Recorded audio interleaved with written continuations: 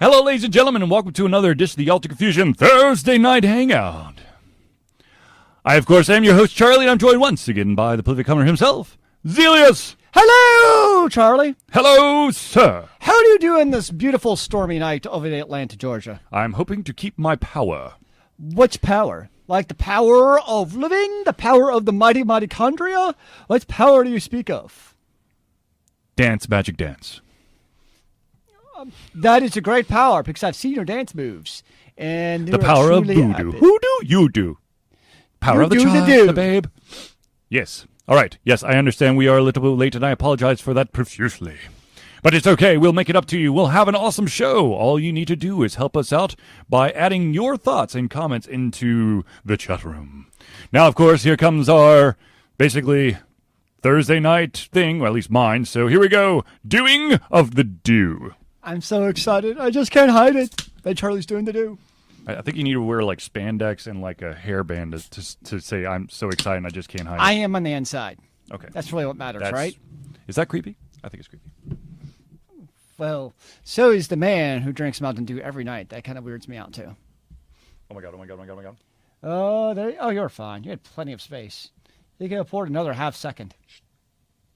Come on. You can do it. Wow. You're losing your touch, man. Dude, I've never poured in this cup, okay? You're usually much more efficient. I've never poured in the stein, okay? I expect more from you from doing the do. Okay, well, I can't do the full do in there because we're at Mexican Pass. Oh, there comes the ice. Okay. That was interesting. I was wondering where the ice cubes were. They were attacking. They were waiting for espionage. Indeed. All right, ladies and gentlemen, let us get right into it, shall we? We're already into it. I've been into it. Damn it. Plug this in. Oh, no. Yep. The first thing that we're going to do requires some audio. So Zealeus is going to plug this in real quick, and then we're going to let you listen. We're going to audio size. Charlie's a little more in my left ear. Z is a little more in my right ear. It's making me crazy. Yes, unfortunately, because of the mic setup, we are split streamed. I am your right, and Zealeus is your left, which is really screwy because I'm on your left, and Zealeus is on your right. Can't you make that into stereo? No, not that. I would need another piece of I would need an additional step to make it stereo. Well, that's just craziness. I know. I apologize, Craig. All right, so ladies and gentlemen, let us get right into it. Here is the first one. You may have remembered, long time ago, Daedalic Entertainment introduced a game called Silence. It was a game that is planned to come out sometime this year, and I'm really excited about it, and I hope that Daedalic will hook me up with a code because that'd be the only cool thing to do. So without further ado, ladies and gentlemen, let me give you a peek at the game Silence. Shh.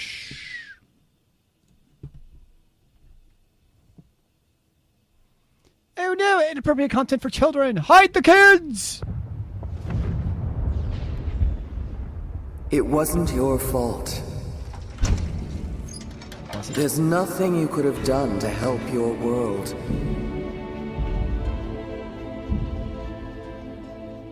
But you can still help ours.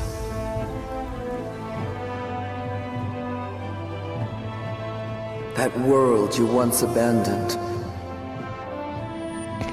That kingdom of silence.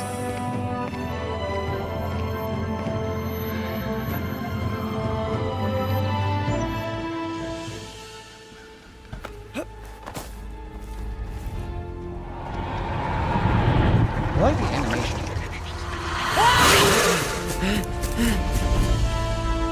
You may never return, nor shall you ever wake up. Pretty waves. Yes. The shard shall shine, and silence will break.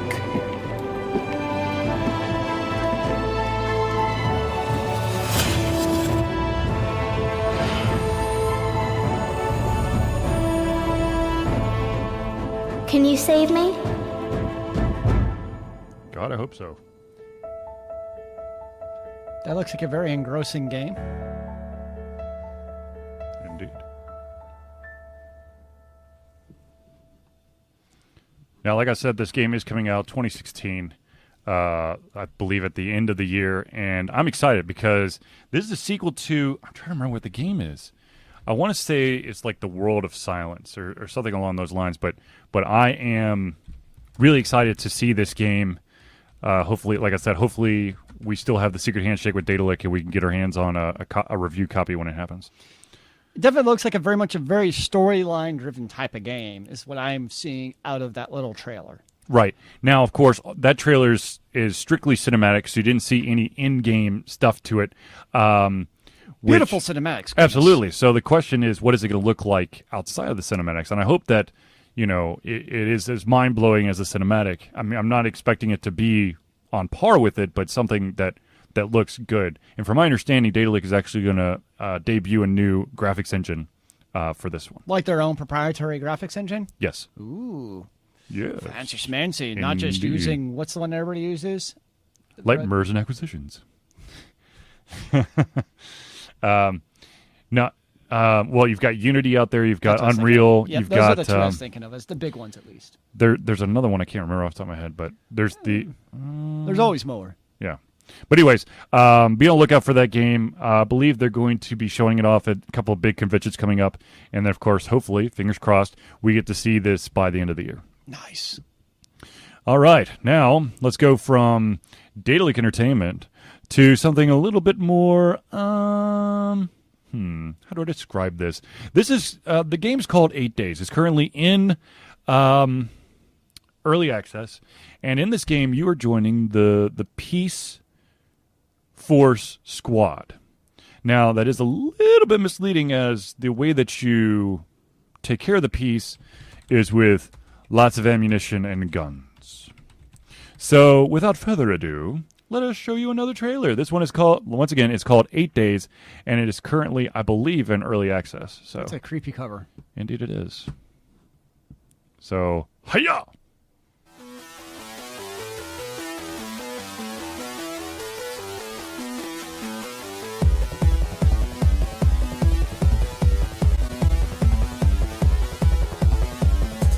God, peacekeeper, since bring peace.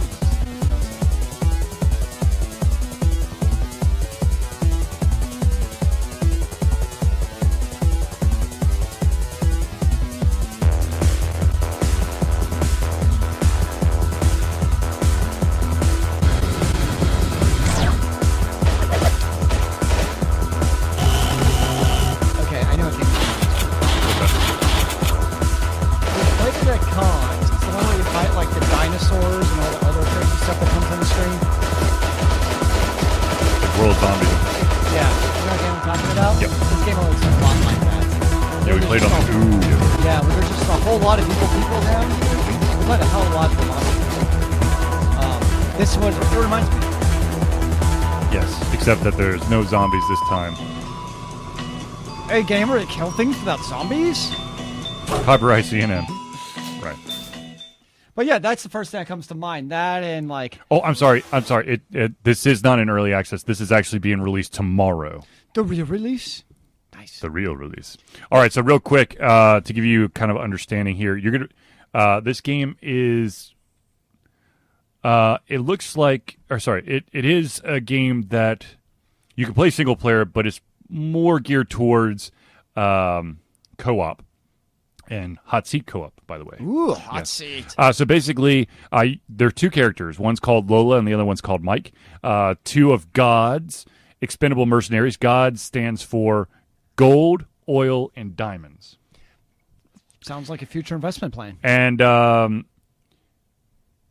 let's see here. God and 8 Days magazine are modern instruments used to keep the masses under control. God is primarily a peacekeeping force, and the 8 Days magazine keeps public opinion in line.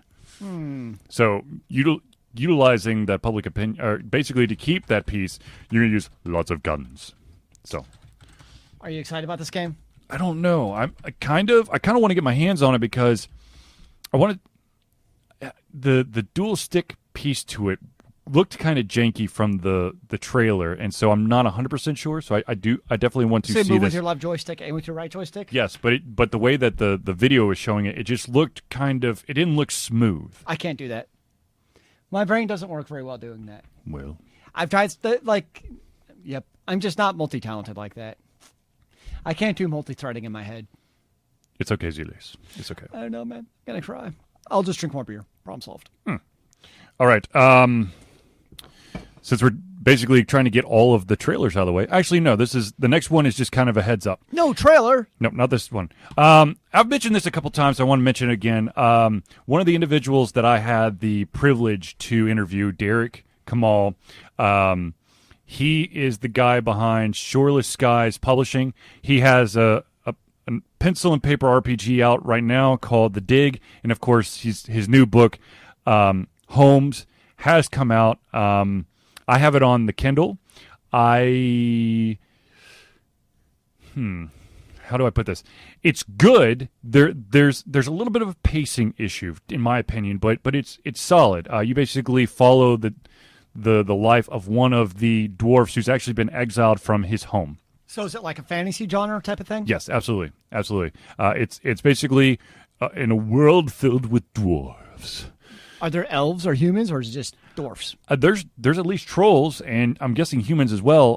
But there's like dwarves that live underground, and then there's like those radical dwarves that live above ground. Blasphemy! Indeed. But I highly recommend you check it out. You could go over to Amazon right now and check out Holmes or Derek Kamal. So.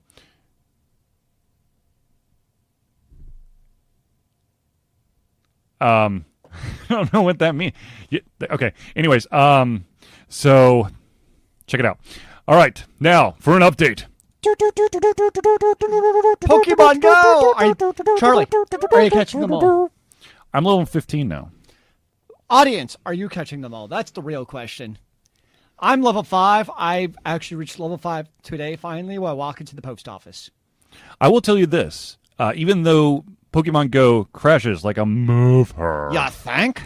I have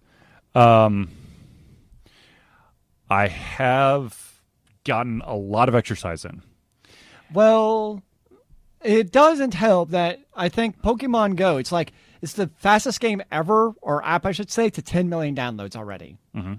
I mean, when you talk about the server load that Pokemon Go is putting onto the servers, it's breaking records is what it comes down to in terms of what they have to do. I mean, obviously, Pokemon Go's success is not what they were anticipating.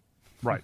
No, I mean, they're playing catch up is what it comes down to. Oh God, yes. And you can definitely tell there are certain parts of the day where you're more likely to actually be able to play it, and then there's definitely parts of the day where you may be able to play for a couple of minutes, and then the server's going to go down. And that's basically right as everyone's getting off of work. Everyone signs on to Pokemon Go. It's a crazy thing. I sign in before I leave because I know I can get in there and maybe get a couple of Pokemon before it crashes. Well, one of the problems people have is those go, especially after school, to Pokemon meetups, and you get a couple hundred people, and nobody can catch damn Pokemon at a Pokemon meetup because they're all crashing. It's very sad. You got to set the lures, man. You got to set the lures. Yeah, man. Yeah, I much prefer Pokemon Go on my Facebook wall to some other things that could be on my wall. So Indeed. I'm okay with that, actually. Indeed, and ladies and gentlemen, if you are interested in my 2 cents about Pokemon Go, I'm going to drop the link in Zealeus' chat here. But I had some opinions, let's say. Charlie has opinions about something. Mm-hmm. This is inconceivable. Indeed it is. So, here you go.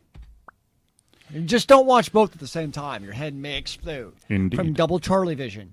I can barely handle it myself, sitting next to him. But yes, I'd much rather have Pokemon Go stuff littering my... So why do you enjoy playing Pokemon Go? It gets me out, and it's fun when it works. There's a little bit of competition to it, and are there professional Pokemon players? If there are, they should be called Prokemons. I'm sure there's people who play Pokemon a lot. They just walk around. I mean, but you also get people playing Pokemon a lot by virtue of, guess what? Now they're walking... In order to play Pokemon, you basically have to walk around quite a bit. Right. And, if you're going to walk around 10 miles a day to play Pokemon, go for it. The only thing that I will say is that when people get injured playing Pokemon Go, it's their own damn fault. Let me just lay it out there right now. be aware of your surroundings. If there is a limited edition Pokemon on the other side of the expressway, I'm going for that it. doesn't mean you're supposed to walk across the expressway. Hitchhike. Problem solved. Right. I know that it's rare. You might be able to trade it for something else. I'm just saying. Yeah. Okay. See, I wouldn't even know if a rare Pokemon bit me up the ass. Like, I don't know what's rare or common or anything. I'm like, oh, it's a Pokemon. I'll catch it. Yeah, I'm just like, aha, there's one I haven't seen in a while. Try to catch it. Pretty much. I don't even know. Basically, the only thing I know I see way too many of are those yellow flying ones. Yellow flying ones? Yeah, it's really common. It's The Pidgey. Pidgey? Yeah, Pidgey. Yeah. I have like 80 of those, and I'm level 5. You might want to start turning them in. Yeah, I have turned in a few to you the go. trainer person. Yeah, because All right, ladies and gentlemen, let's move on to the next topic. there's more. Oh, yes, of course. Yes, of course. It's small. The next one is, okay, so I don't know who out there has actually heard of Mouse Guard. I have not. It is, it's a graphic novel written by Robert something or rather. I can't remember his name off the top of my head. Jordan? No, it's not Robert Jordan. And it's basically, it's celebrating its 10-year anniversary. And what's happened is this is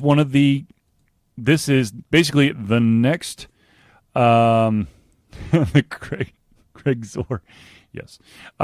This is basically the next big fantasy movie CG live action adaptation.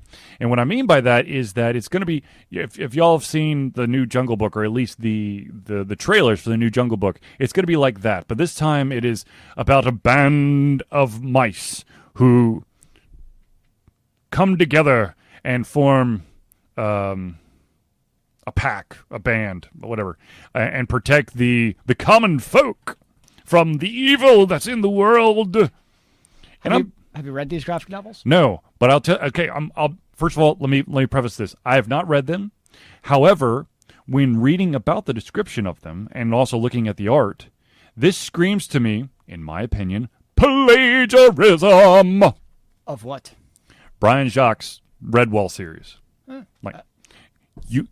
Redwall, the main characters are mice that are trying to protect the Redwall Abbey. In this one, the main characters are mice, and they're trying to protect the land.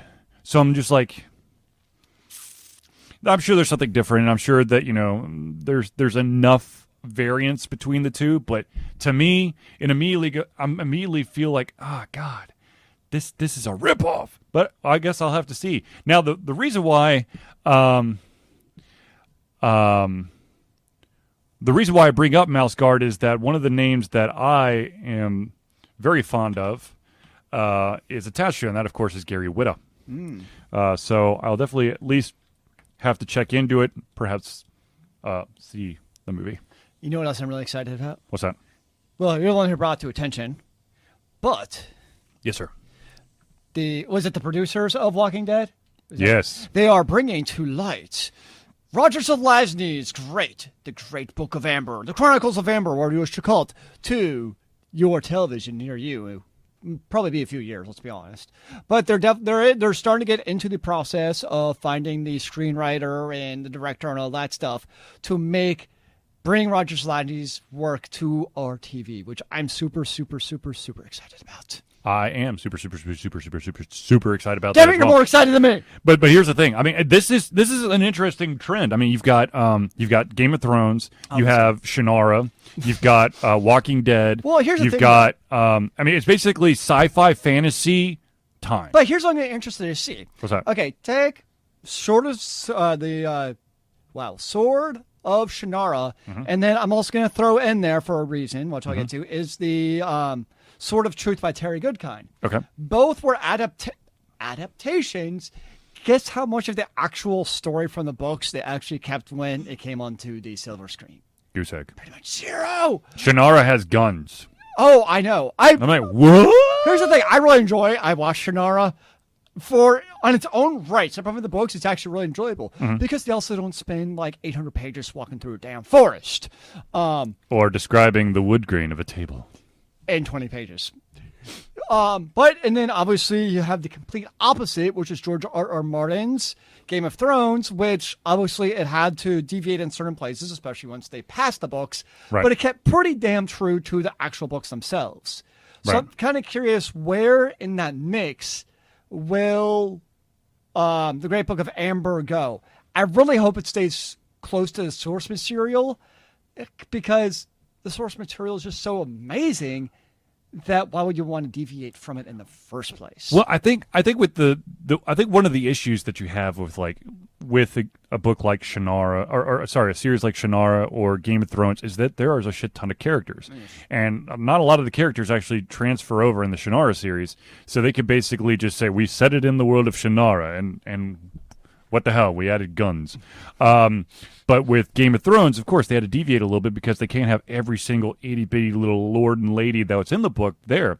With the Great Book of Amber, or the Amber Chronicles, or whatever you want to call it, there is basically 16 characters? No. I don't remember. 18? I think it's know what you're saying. 18. I don't remember. And it's basically set.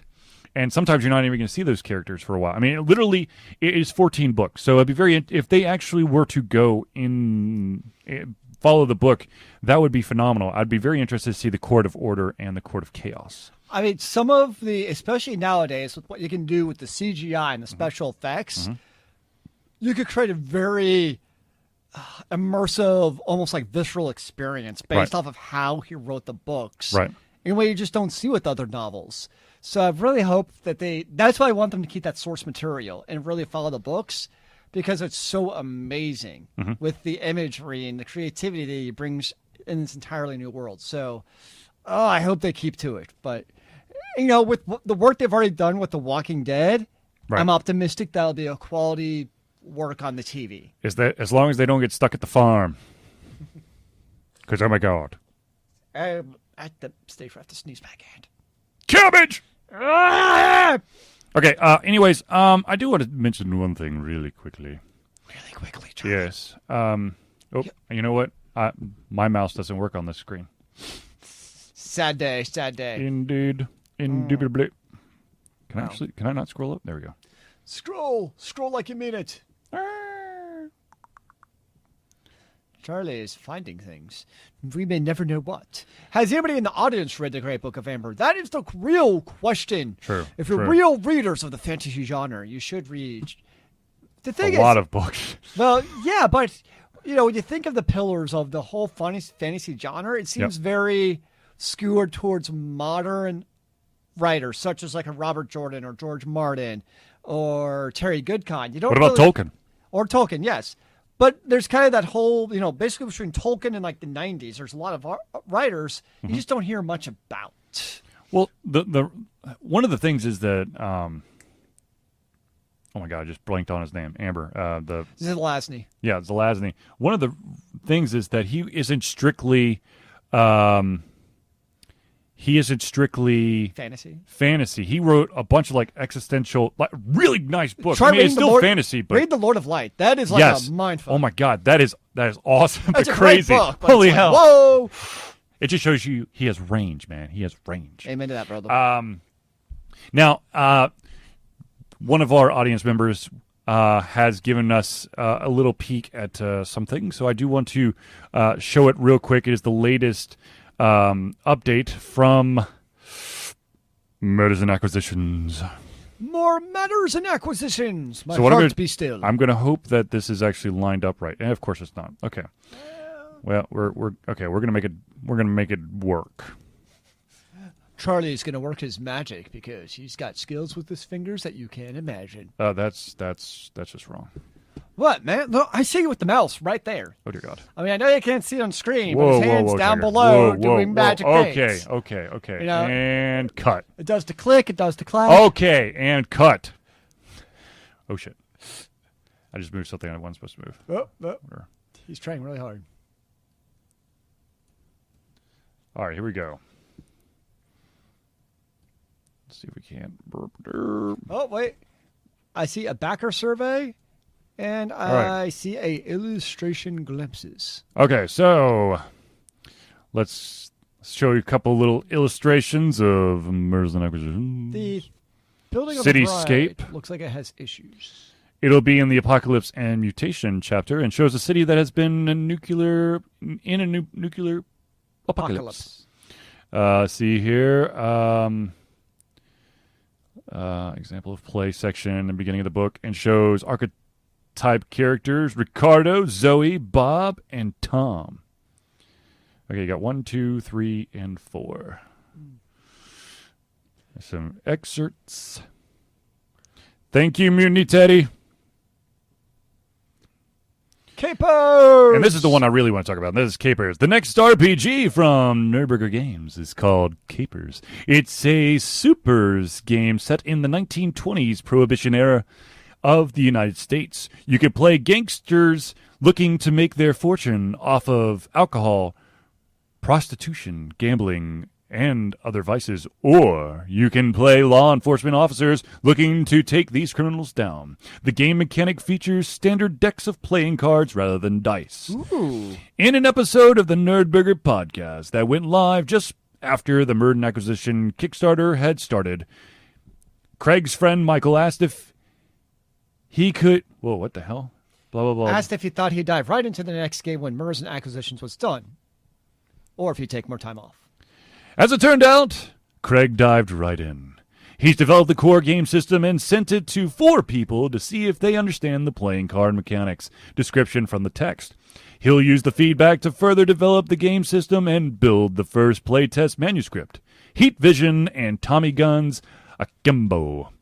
His nerdiness runs in a variety of directions. He plays and designs RPGs, board games, and card games. Loves horror, science, sci-fi, and fantasy stories. And he's a word nerd. He loves language, grammar, Etymologies. thank you, and slang. While waiting for feedback on the game mechanics, he spent some time putting together the beginning of a lexicon of 1920s slang for people to use when playing Capers. Here's part of it. This is just like when Charlie reads to his kid before bed. We're just going to read a couple random ones here. We're going to do, let's do beeswax.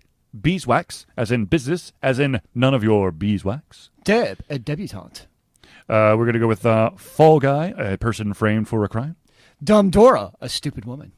Blue Nose, an excessively puritanical person, a prude. Fish, a college freshman, also a first time in prison. Let's go with Fried to the Hat, That was mine. intoxicated. I like that one.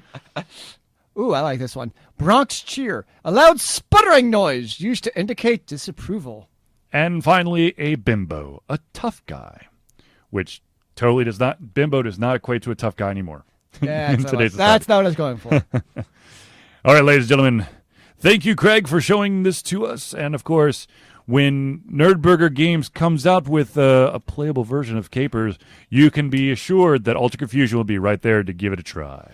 Indeed, definitely looking forward to the future iterations of Capers as it comes to a card deck near you. Indeed. All right, ladies and gentlemen, let's I kind of move. wonder. So I'm just going to sidetrack Go for for a it. second. Yep. So we know, most pen and pencils are you play off dice. Yes. I wonder if there's you don't see a lot of people outside kind of the nerd realm play pen and pencils. I wonder, I'm just spitballing, if part of that is because of dice. People maybe associate dice with, nerd/geek. I wonder if there's a potential, if you start playing with a deck of cards, That's called fate. to potentially open up that gameplay to other people who normally wouldn't play it, because now you're playing with a deck of cards, which is maybe more mentally accessible to the mass public. There still needs to be, for cards and dice alone, just... There has to be an easy understanding or a way to quickly interpret what the cards do or what the dice do. One of the things that is a huge hurdle for people playing Dungeons & Dragons or something along those lines is that there's so many different dice, and all these different dice have different things, and you have to roll different dice for different things, like, did you trip over this rock? Or did you open the door? Or did you sneeze? Or did you forget to breathe underwater and drown? Or did you actually sleep well? Or were you bitten by a snake while you were sleeping in the grass? I mean, there's just a ton of stuff. So if you one of the biggest issues when it comes to cards and pencil and paper RPGs is that a lot of it is driven by the battle, and so you have all these stats and statistics, and you literally need a calculator to figure out what the hell just happened.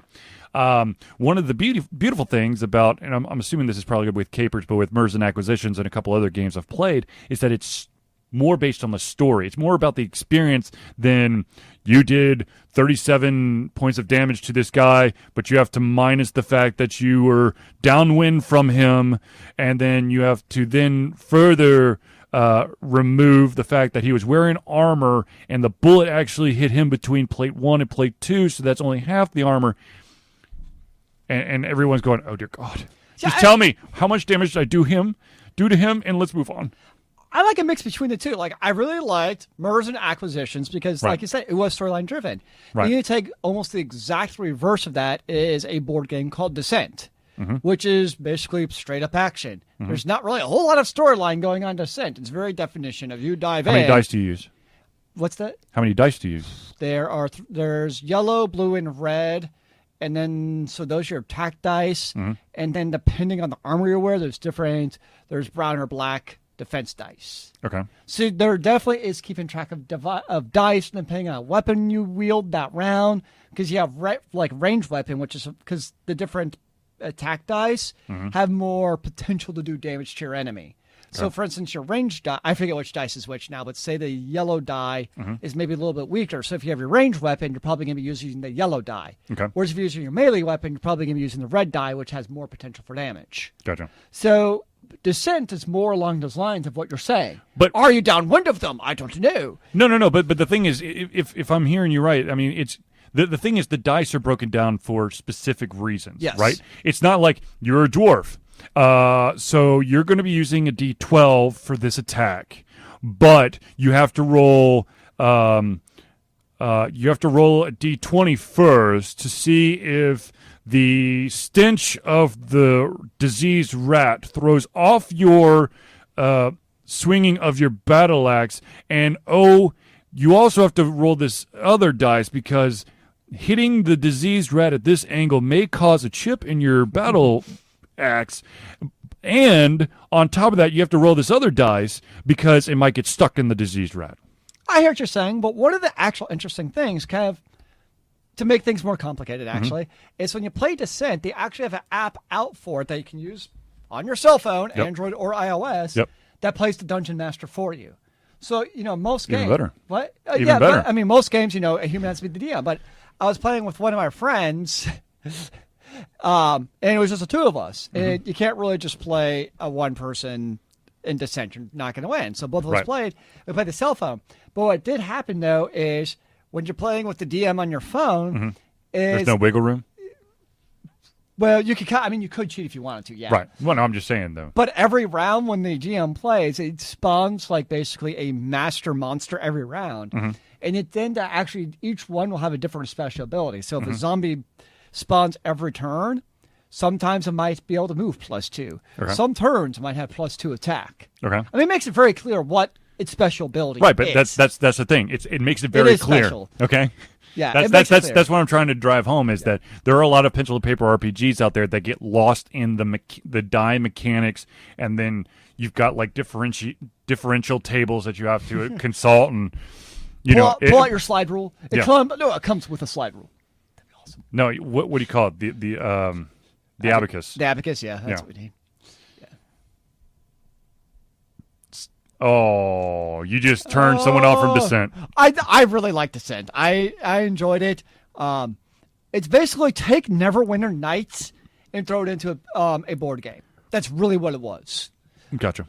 That's why I enjoyed it. All right, ladies and gentlemen, let us move on to the next topic, and that next topic is yet another independently developed game. This one is called Tom vs. the Armies of Hell. Ooh. This one does have a trailer, so we're going to watch it real quick, and then we'll give you a little bit of a breakdown on the game. And, of course, I have to turn that damn thing back on. Yay!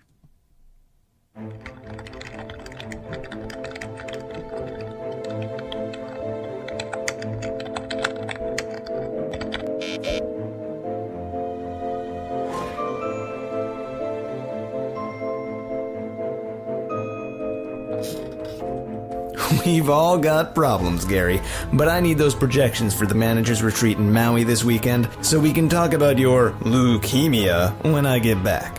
Hey, Tom, how's it going? Oh, that's... He just killed himself with the copier. I want to kill my copier most days. No, he killed himself with the copier. Questionable technology.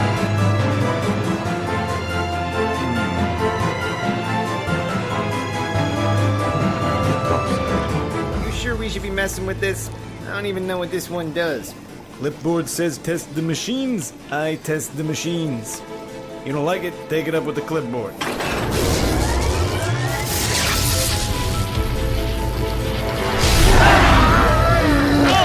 I'm gonna put down needs further testing.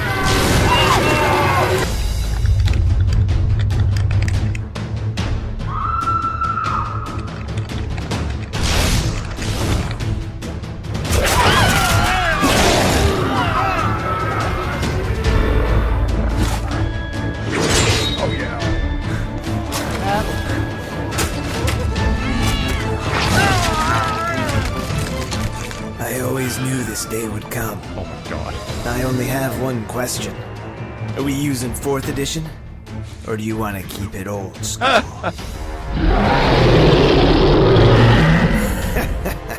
I like your style.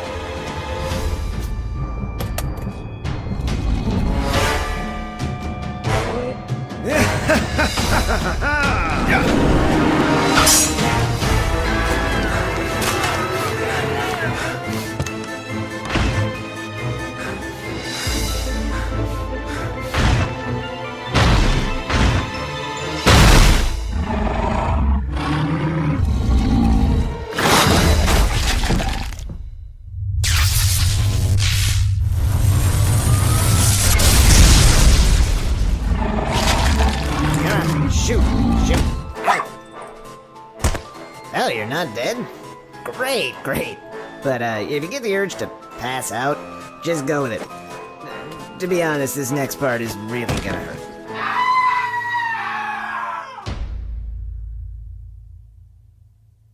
What the hell did we just watch? Tom versus the armies of hell. Okay, these are one of those things that annoys me in games. When they show you a trailer, I don't know what the hell this game is. Well, I'm about to tell you what this game is. Great you are, but from watching a trailer like that, you should have some idea of what the hell the gameplay is like. You're going to be battling demons. What is it? Turn-based? Is it action? It's going to be in action. Yeah, but the trailer doesn't tell you any of this. All right, let's give you a little breakdown, shall we? All right.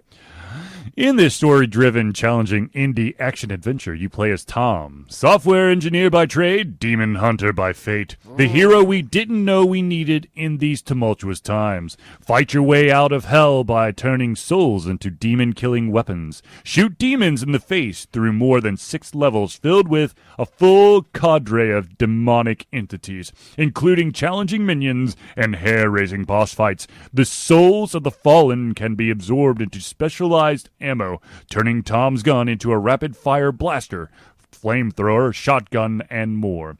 Close-range combat, use Tom's demon arm to smash enemies to a bloody pulp. Finally, if you're caught between lava and sharp teeth, it's time to temporarily transform Tom into a demon himself. It is coming out July 27th for the price of $12.99 on both Mac and PC. Are you interested in the game? I will take a first spin. There you go. Absolutely. I will take a first spin. Do the little spin drive, spin cycle, see what it's like. Yes. It sounds interesting. It sounds like this is probably more of a point-click adventure. But he says action adventure, so that makes that worries me just a wee bit. The genre keeps getting longer. Indie turn-based action dice needed role-playing game. Oh no! You want this? This is going to be my new indie game. It's going to be a real-time turn-based action strategy adventure game with romance, suspense, horror MMO. You forgot something. Text-based adventure. Is it VR, though? A VR text-based adventure. Of course. Yeah, I like it. It's That you can play on your Google Glass. also available on Android. And the new Razer Ouya, whatever the hell they called it. I don't know what the hell. The Razer's device, I forget. I keep getting emails about the damn It's thing. like the Game Hub or Game Temple or something. I don't know. Ooh, the Game Temple. I actually like that. Yeah. I don't know. Yes. I think they're missing out on something. And also available at a board game near you. Also available at a Babbage's near you. Virtual text adventure. I'm telling you, dude, the wave of the future is we need to do a remaster of Zork. We'll use Helvetica. Of course. Nice. But you could switch it over to Comic Sans. Customize your fonts. Wait, no. But there's going to be DLCs. It's extra $2 for every font. Oh, yeah, of course. And if you want Actually, it color. starts off in Arial. But if you want to have Comic Sans or Courier or Times New Roman, that's a $1.99 per. And not to forget, some rooms are only readable in certain font and color. Oh, of course. Well, color is actually it's a $9.99. You get the primary colors for $9.99, and then you get the secondary colors for $5.99.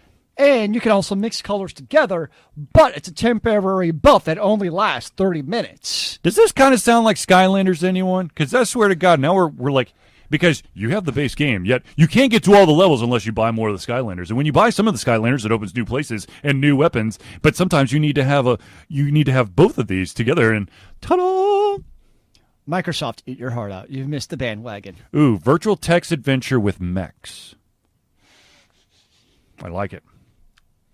Mech Warrior, where you have to type to move.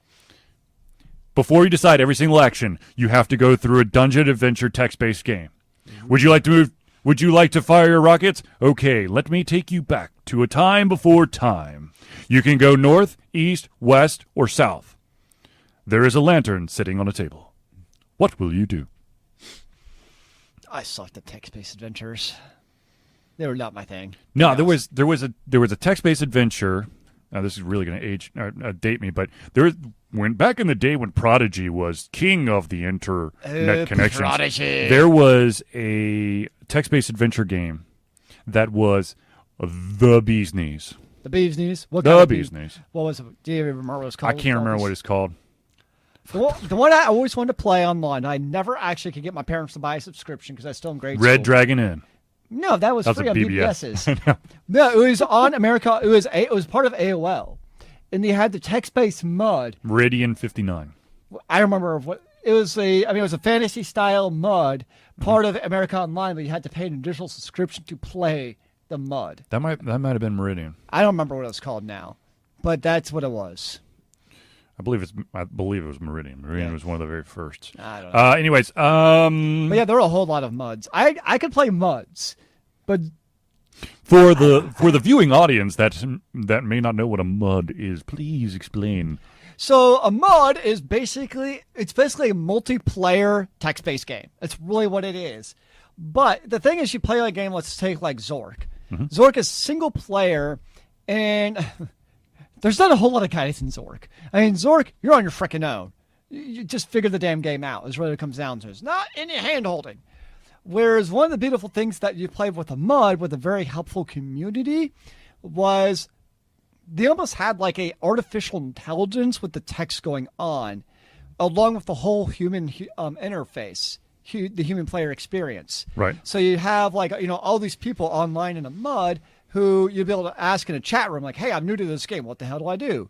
Well, go read this whole FAQ, and they would help you out. And it was just this whole community of playing basically a fantasy RPG text-based. But kind of like why I love MMOs, it was that community experience of the MUDs that made them fun to me. And I know Charlie's not a big fan of MMOs, understandably so, because communities can also be dickwads.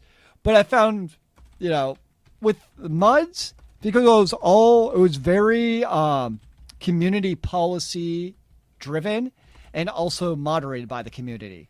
So the community and mods were almost always very helpful. Because if a mud community was not helpful, guess what happened to that mud? It would just die. It's not like, a World of Warcraft who can have a terrible community and who cares, you're still making money hand over fist. No, a mud. If you did not have a good community who kept on coming back, the game died. Yeah. So that's why I like mods. Those were really fun games. Indeed. All right, ladies and gentlemen, we're going to move on to... I know that Wax Kid would like to give us a breakdown of Hoshikon. I think the Mountain Dew, it's really the important part, let's be honest. Let us... Do it. Well, the thing is we have to set up the Skype thing. So Yeah. I don't know how... As much as I would like to do it, Wax Kid, because I have to set up the Skype thing and... how about we do like an exclusive? I'll do a recording after the official Thursday night hangout where we could talk Hoshikon. That I think would work better. So if Wax Kid can stick around after the show, we'll do an exclusive Hoshikon breakdown with Wax Kid. There you go. All right, ladies and gentlemen, let's move on to the next indie game, and this one, of course, is called Moribund. And this one, of course, does come with a trailer, so let's watch the trailer real quick, and then we'll talk about the game. More trailers!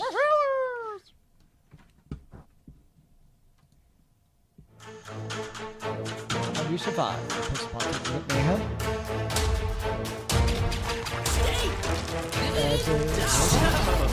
This looks like, Super Smash Brothers? no, it looks like, Powerfall. Yes, oh my god, this is Powerfall.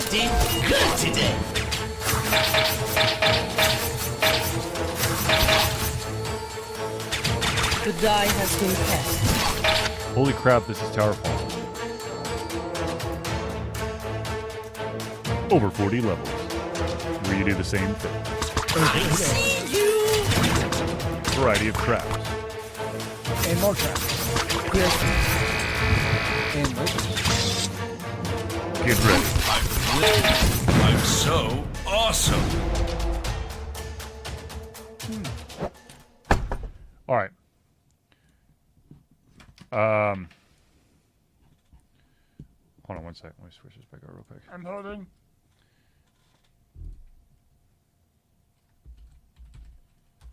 Charlie is looking for a game called Towerfall. Trying to think if I could find. I'm trying to see if I could find. Apparently, this is a game Charlie's played before. I don't know what it is. Find the trailer.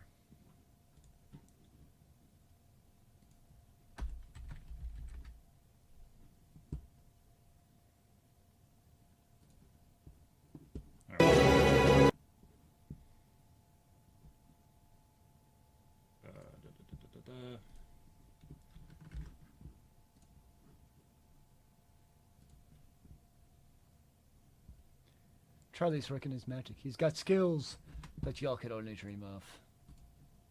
Because he is a madman with a mouse.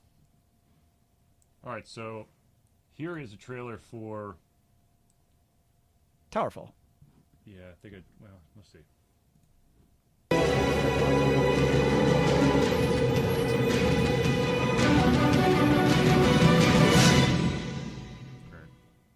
Well, there's achievements in a video game.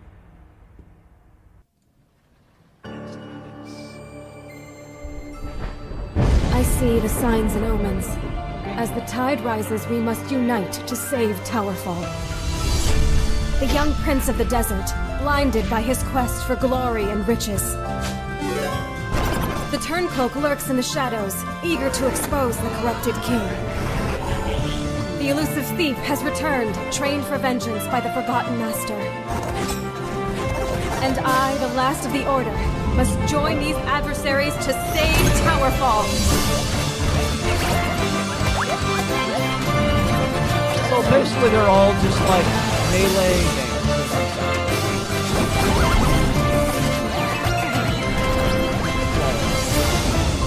As our world crumbles and splits into chaos, the demons and monsters spread among us. I only hope we're not too late. Not my cup of tea, No, I'm gonna be. Well, I'm also somebody who never could figure out how to actually play like Super Smash Brothers well, and I just get killed within the first 15 seconds. Right. So I always just I never had the patience to sit there and like really learn those games, that you really had to do in order to actually be good at. So I was just kind of like, whatever. I don't care that much. Charlie has another game he's interested in. Charlie's got so many games, he just can't hide it.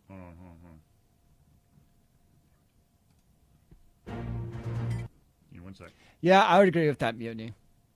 Well, I think also that being on the PS4 probably has a bit of a higher bar to set than Moribund, just because the PS4 you have to kind of do more.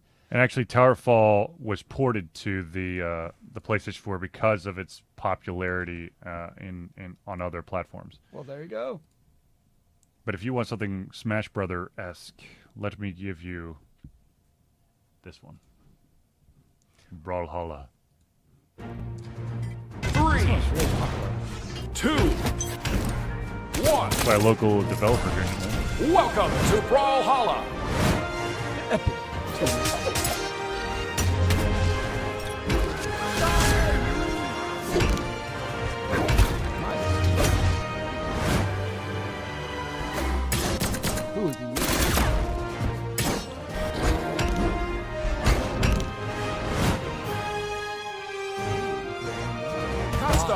You play Couch. We're going on to game 3. They won semifinals. He's setting up the black hole. Oh, he doesn't notice the big punish. Did you ever actually play Brawlhalla? Yeah. I won 2 of the 5 times I played. Nice. It is already out. It's free to play. But Brawlhalla. Undo. They had a really big sign at like all the conventions we go to. Yes. They like to well, you got to advertise the game somehow, right? Indeed, indeed. All right, ladies and gentlemen, we are getting close to the 9 o'clock hour. So, do you have a topic? If you do, please drop it in the chat. We'll be more than happy to talk about it. We love your topics. Now, while we wait, I do want to do a couple little housekeeping things, and that, of course, is if you would like to find out more about Alter Confusion, you can go to our website, www.alterconfusion.com. If you'd like to follow us on Facebook, which we highly recommend that you do, just search for Altered Confusion. On Twitter, it is Altered Confusio. It's Altered Confusion without the N, because the N would blow up the world as we know it. And of course, if you want to see the latest and greatest of all our videos, because this is where the videos appear first, you go to our YouTube channel at Alter Confusion LLC. And of course, if you are watching this on Twitch, then you already know how to get here. But just in case you're watching the recorded version of this, you go to twitch.tv/alteredconfusion. And be sure to give us the heart, to give us some love. And so that you also get notifications when we go live. Now, one of the things that I do want to point out is that we do have a Patreon and also a PayPal account set up. This money goes straight to Alter Confusion. It helps us with the equipment and our ability to go to conventions. And my beer fund? No, there's no beer fund for Zealeus. No beer fund for Zealeus. No beer fund for Zealeus. And no, it does not go to Mountain Dew. Mountain Dew will continue to come out of my wallet. Well, to be fair, I don't know if Alter Confusion would actually exist without Charlie being able to drink Mountain Dew. This is legit. Touche. We'll have to talk about that later. But anyways, the Patreon thing is basically a monthly draw, and of course PayPal is a one-time deal. We'll accept both of them. Like I said before, all that money goes towards the upkeep of Alter Confusion, be it the website, the equipment, the software, and of course the conventions that we go to. And a special thank you to everybody in the audience and those who are not watching too, who have donated to us either via PayPal or Patreon to help us continue to give the crazy information that we learn about each week with the indie games and gaming in general. We definitely do appreciate all of y'all's patronage to make this happen. Indeed. So thank you for everyone who's donated. And if you can donate even just a little bit, that would be amazing, because every little bit helps with the cost of food, room and board, convention costs, like the fan tables, electricity for the fan tables, and if, of course, if we have a little bit of extra money in the surplus, we can also get more Ultra Confusion goodies outside the buttons and the lanyards. We would love to be able to do Ultra Confusion T-shirts again. There has been some discussion with some of the fans that they would like some, not just the regular Ultra Confusion, and then on the back it says, the place to alter your gaming confusion, but perhaps some unique artsy shirts, which I don't know how the hell I'm going to do artsy shirts, but yeah, sure, why not? What would the people who brought this up, what would they want as part of the art for the artsy shirt? Because there's really not a whole lot of artsiness that goes with Ultra Confusion per se. They want Hawk and Steve shirts. Yes. Okay. Wait, here's the first thing. I think to be fair, yes, if there's even consideration of Hawk and Steve on a shirt, yep, there's something that has to happen first. Hawk and Steve have to come back. Amen to that. And what's the threshold for that again? I think it's $40 a month. $40 a month, yeah. So, if Ultra Confusion is pulling in $40 a month off of Patreon, the webcomic will come back. And I, more than probably anybody else on the planet, I really want this damn webcomic back. It makes me happy. It brought a smile to my face. It made life worth living. Now I barely make it through the day. So here's the deal. If you have no idea what we're talking about, just go over to www.ultraconfusion.com. There is in the top toolbar, there is a section called Comics. Click on there, and there's over 400 comics, the vast majority of them revolving around two individuals by the name of Steve and Hawk. And, of course, there are some one-off comics there as well.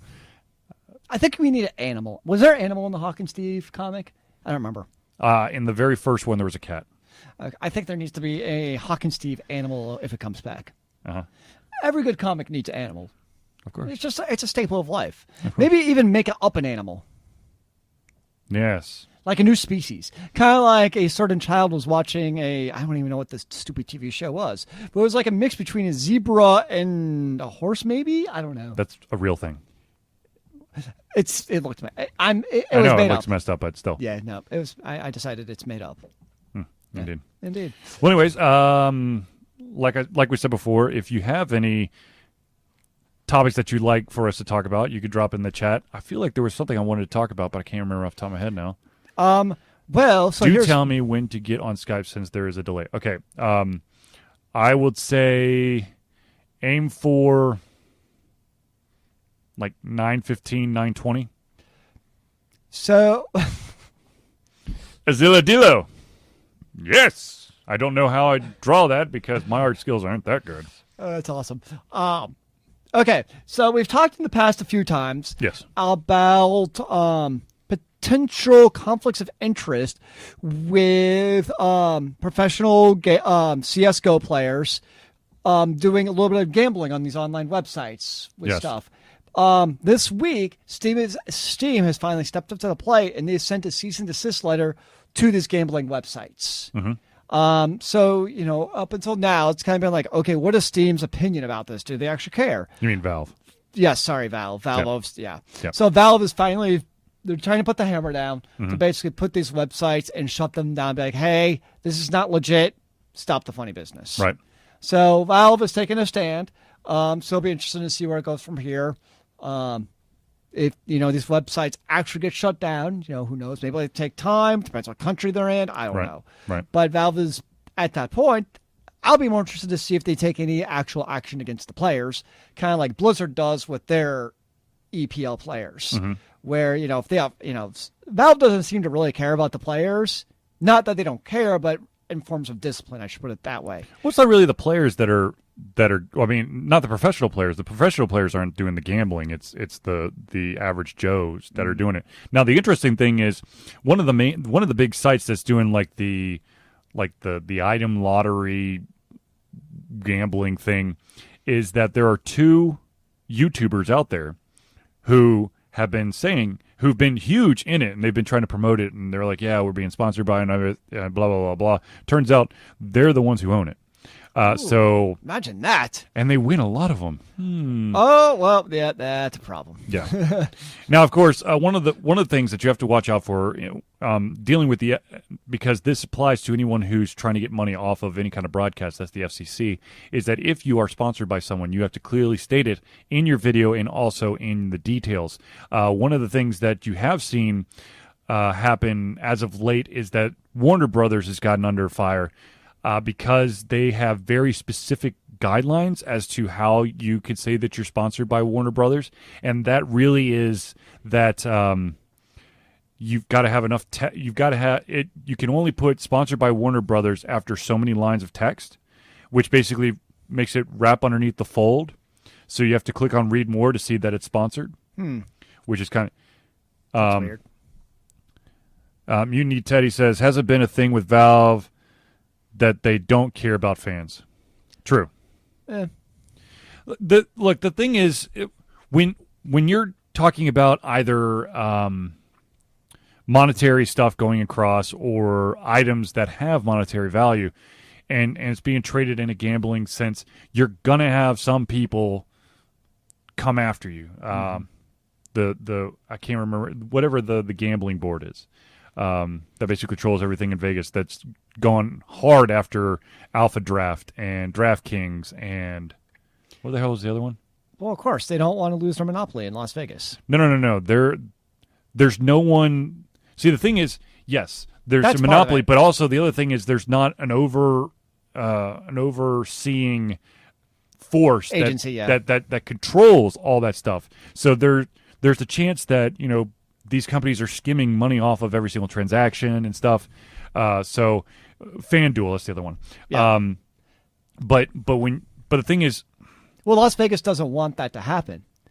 They don't want there to be a bigger thing outside of Las Vegas to oversee it, to be able to even legitimize these gambling websites in the first place, because they rightly or wrongly feel like it would take away from the Las Vegas business interests in the first place. correct, but at the same time, you do the thing is that the organization that's trying to rein all these things in, it's not Vegas. Vegas, of course, wants to be like, hey, whoa, you want to gamble, you can only go here to do all this stuff. Yes, Mutiny Teddy says, but I thought the whole thing was based on underage aspect, not the whole gambling aspect. Underage, the Counter-Strike piece, that was one of the things, because on the website it said nowhere that what the age limit is, and of course you got 12-year-olds who are just going. But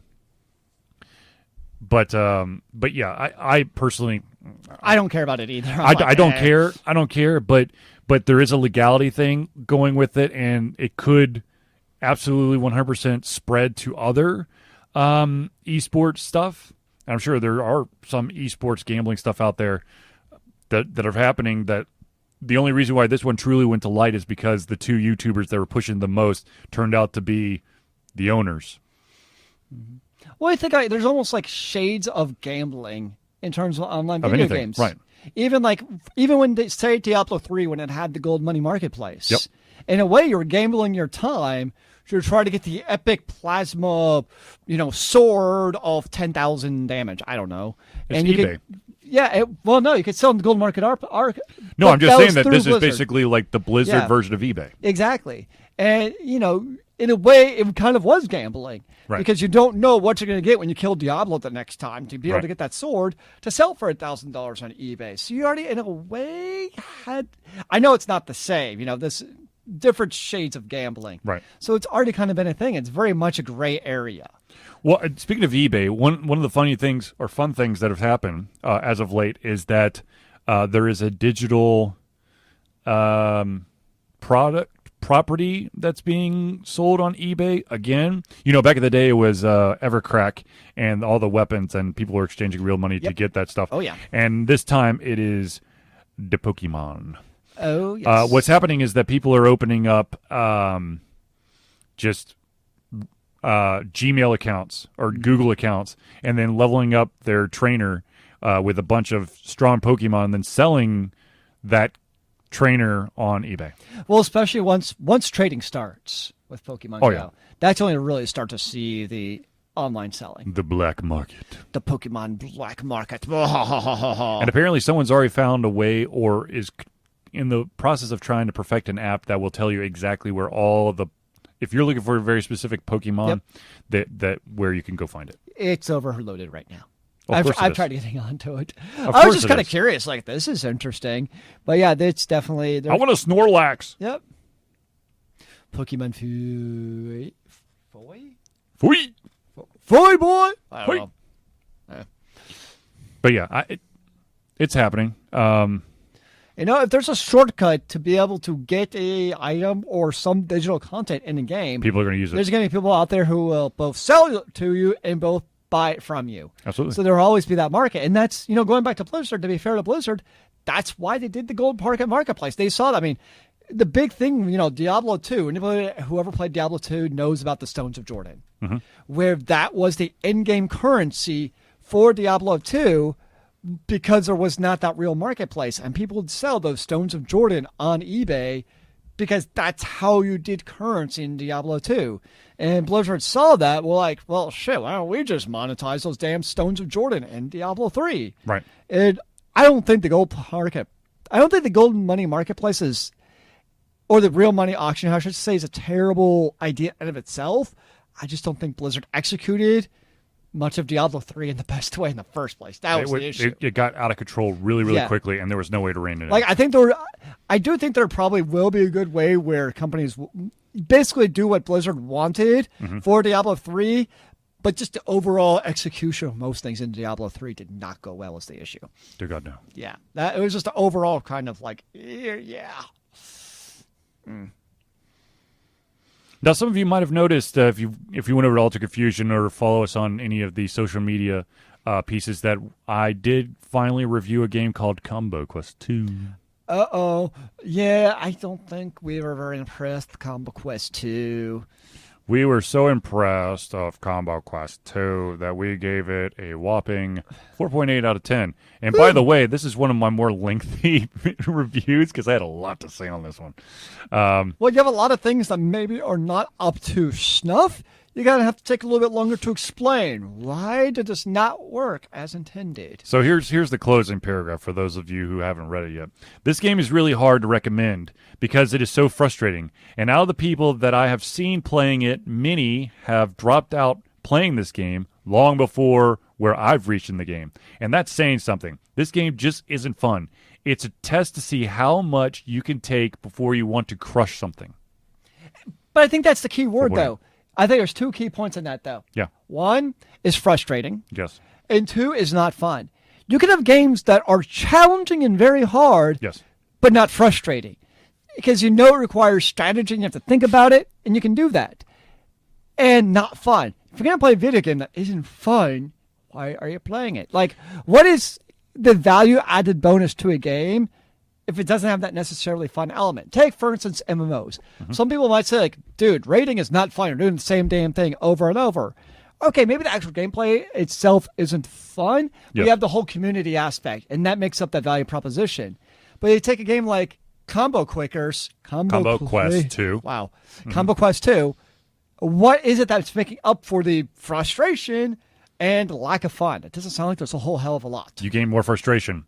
So the thing that makes Combo Quest 2 unique in comparison to most clickers is that in most clickers you're trying to click as fast as you can. Okay, in Combo Quest 2 you have to basically time the tapping on your screen to where these blocks are.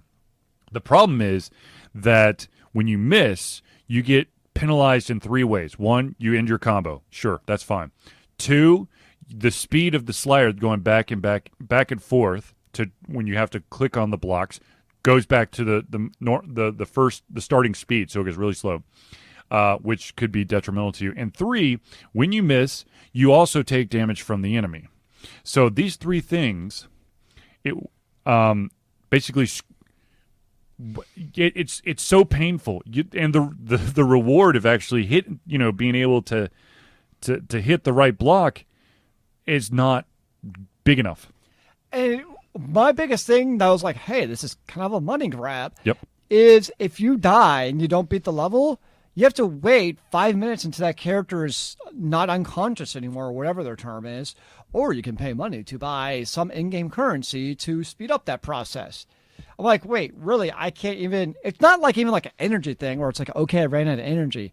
No, it's that feeling of you failed, so you now have to wait to play more. Like, that's just like, wow, I feel terrible about life now. Well, one of the things is there is a way to basically circumnavigate that, and is to use gold coins. But when you're first starting off, you're not going to have enough gold to bring back your character. So you could die the very first level and then have to sit there for 5 minutes watching the counter tick down. And that's exactly what happened to me. And I'm like, this is first impressions mean something. Right. And my first impression was just like, wow, that's a terrible mechanic. And I played a little bit more, and I was like, oh, okay, you can get multiple characters.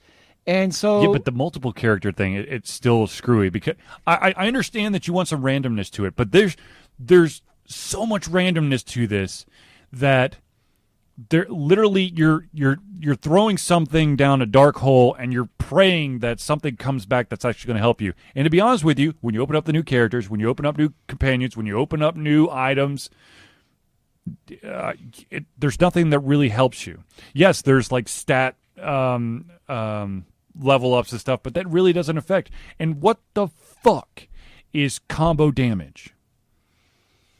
Because that's something you could power up during your thing, and I've never seen it actually work. So, Bob, one other frustration for Yes. a game that you're playing on your tablet, you have to be clicking. Yep. You're basically looking at about 1/8 of the screen to figure out what your other thing is. So if you want to know what's going on the rest of the screen, if you want to know what your stats are, hell, if you want to know what your health or your enemy's health are, the problem is you have to take your eyes Yep. off of where the little slider thing is, and in that time, you're probably going to die. Yeah, I forgot to mention that in the review, but the review is getting kind of lengthy. So, Yeah. But anyways, all right, ladies and gentlemen, it is the bewitching hour, 9:15. So, without further ado, thank you for tuning in to the Thursday Night Hangout. It is our pleasure to give you the craziest coming out of our heads, our mouths, and of course, our hearts. We, of course, enjoyed your participation in the audience, and I hope that you bring all your friends, and of course, come back to every single Thursday Night Hangout, where myself and Zealeus will give you the greatest and latest in all we've got. So until next time, thank you for tuning in to the Ultra Confusion Thursday Night Hangout. Remember, kids, keep on gaming in the free world. Amen to that, brother. Of actually being able to hit the right block is not big enough. And my biggest thing that was like, hey, this is kind of a money grab. Yep. Is if you die and you don't beat the level, you have to wait 5 minutes until that character is not unconscious anymore, or whatever their term is, or you can pay money to buy some in-game currency to speed up that process. I'm like, wait, really? I can't even. It's not like even like an energy thing where it's like, okay, I ran out of energy. No, it's that feeling of you failed, so you now have to wait to play more. Like, that's just like, wow, I feel terrible about life now. Well, one of the things is there is a way to basically circumnavigate that, and is to use gold coins. But when you're first starting off, you're not going to have enough gold to bring back your character. So you could die the very first level and then have to sit there for 5 minutes watching the counter tick down. And that's exactly what happened to me. And I'm like, this is first impressions mean something. Right. And my first impression was just like, wow, that's a terrible mechanic. And I played a little bit more, and I was like, oh, okay, you can get multiple characters. And so... Yeah, but the multiple character thing, it's still screwy. Because I understand that you want some randomness to it, but there's so much randomness to this that there literally you're throwing something down a dark hole and you're praying that something comes back that's actually going to help you. And to be honest with you, when you open up the new characters, when you open up new companions, when you open up new items,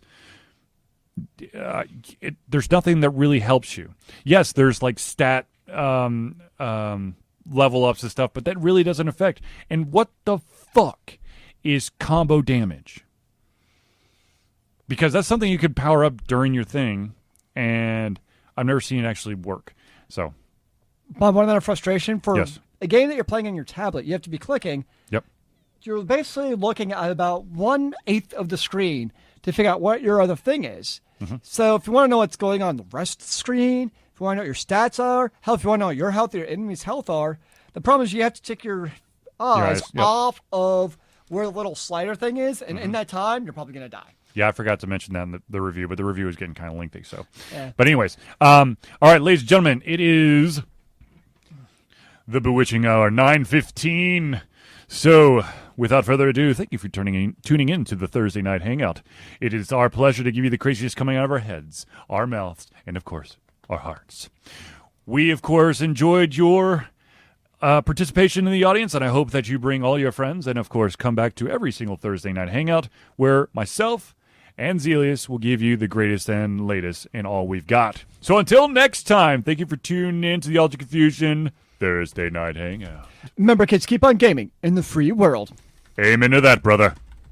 Thank you for tuning in to the Ultra Confusion Thursday Night Hangout. Remember, kids, keep on gaming in the free world.